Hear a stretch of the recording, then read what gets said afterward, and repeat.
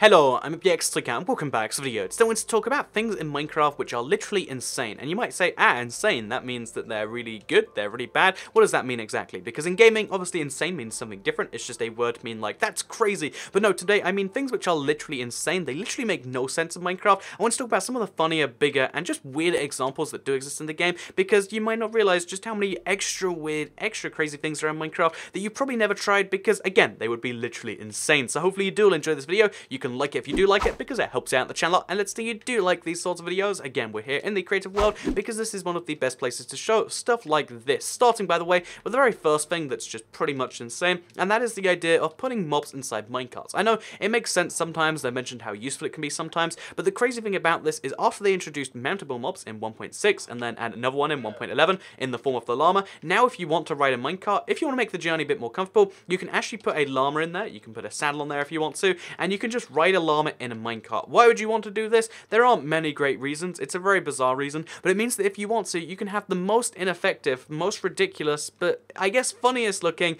minecart, that you can have, as well as a minecart with a chest. That's right, the llama has now allowed you to have a portable minecart with chest that can be taken out of the minecart. I don't get it at all, but it is a thing you can do in this update, and it's just silly. Oh, and the llama's decided to move, has it? It's just kind of silly that the llama makes the decisions like this, and also it means that you can make llama roller coasters. Llama roller coasters are literally insane, and that is what I mean by this list. So let's get straight into the second one here, the second thing, which is kind of insane if you ask me, and that's the idea of fishing through lava. So this is something where I wasn't sure it would work. I was like, nah, that totally won't. But I did some testing, and as you can see right here, you can actually fish through lava. So if you put your fishing rod through some lava, somehow, it doesn't burn up and just immediately melt. What instead happens is the fishing rod goes, or the fishing, like bait hook, goes through the lava, doesn't melt at all, goes through to the water, and then it works just fine down there, which means if you want to, you can fish below lava if you really want to. There's a dividing layer between the lava and the water, because otherwise it'd be obsidian, but still, this is literally insane if you ask me. Like, why does this exist in the slightest?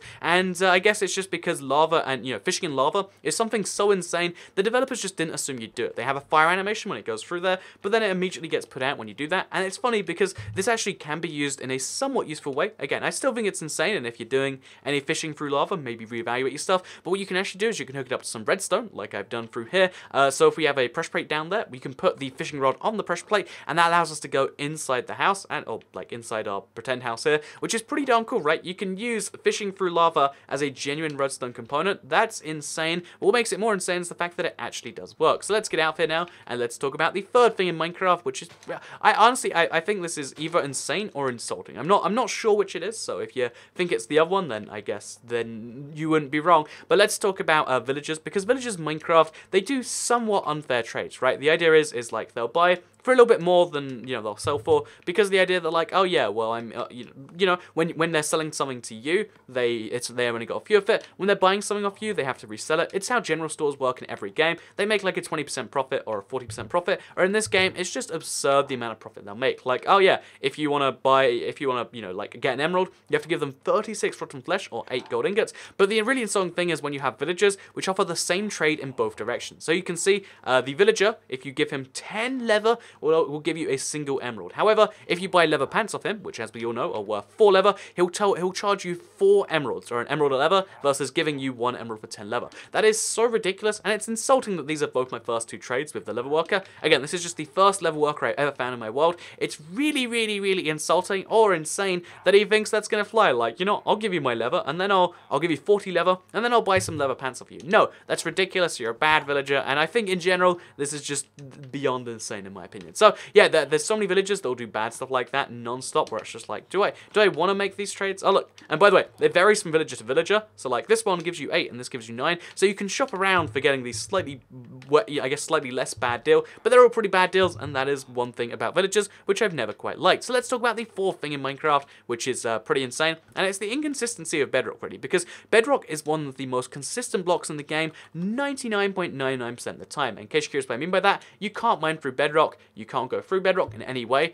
You can break it in creative on the PC, but on the console edition, and you know, over here at least, you cannot break through Bedrock any form, any time. It's just the consistently unbroken block. So why do I mention the consistently unbroken block? Well, it's because of the fact that if you go to the Nether, there's a little bit of a weird thing regarding beacons. So beacons, obviously, just in case you're not familiar, they work by placing, you know, 9 mineral blocks, having a beacon block, and then having them face the sky, right? They work in the overworld, as you can see there. I walked past one earlier, and they'll work in the Nether sometimes, though. So you can see I have a working beacon. Over there, though, I don't have a working beacon. So why is that? What is the difference here? Like, did I destroy the ceiling of the Nether? No, ceiling of the Nether is undestroyable. They've made it every single time an update comes out, there's a way to do it, and then they patch out that way. The ceiling of the Nether, the bedrock layer, is not destroyable, but for some reason, this is only true in the Nether. They've made it so you can actually poke beacons through that layer. So that means that no matter where I place this beacon, as long as it's not exactly there, so as you can see, I'll move over here.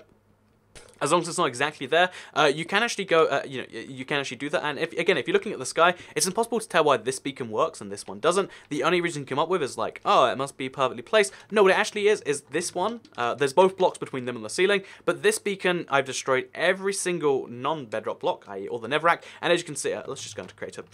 As you can see, like, this means that only bedrock is between it and the ceiling, and no matter how much bedrock there is on top of this, it will go through it. Which again is just a weird consistency like issue, because again, in every other dimension, bedrock is just the solid block, the unseeable block, but in this version, bedrock can be seen through like it is glass. And again, no explanation as to why. It's just like, oh yeah, that's just how this dimension works. It can go through bedrock because gameplay reasons, and it's pretty darn weird, right? Also, look through the beacon thing. It's just, it's weird. It makes things change, especially where you can't render things, or like where there's like certain blocks. So if you look at the view distance in the background, you can see stuff through it in really, really weird ways you shouldn't be able to. Again, just cool stuff right there. Beacons are insane, and beacons in the Nether are even more insane. So what's the most insane thing in Minecraft? What is the final point on my list here? It's actually going to be, honestly, it's minecarts. So minecarts are pretty darn crazy, right? If you've never done this before, it's pretty fun, especially in creative. Just grab yourself 4 rails, make it a circle like this. As you can see, nice circular track, and then place down some minecarts on it. It's fun, trust me. Do this. So yeah, you place your minecarts down on the track, and then you can push them into each other, and they make a weird thing because like somehow minecarts don't clip, and you can have as many minecarts as you want on a 2x2 track, and they'll just keep bumping into each other because there's no limit to minecarts and minecarts. Well, what if I said that this doesn't just work for minecarts, which it worked just well, fine, just right there, but it also works for TNT minecarts. So as you can see, we place down our TNT minecarts, and so on and so forth, and you can spam as many as you like, actually, minecarts on the exact same place. This means that you can create mega explosions, which is really cool, I'll be honest, but it's also really ridiculous that, like, when it looks like you have one TNT minecart there, all you have to do, even if you, like, get a giant stretch of track, like, let's go like this, for instance. Even if we, oh, that's not what we want. So even if we go like this, okay, this is getting trickier than I figured it would be. But even if you, okay, we'll destroy that one. Okay, this, there we go. Even if you do this, now the moment we nudge this, we're going to cause a mega explosion. That's right, it is insane that you can cause a trap by storing 50 of the same block on itself. Because again, we can do this all day if we want to. By storing that many of the block on itself, again, you walk into it, you're like, oh, what's going on here? Oh my god!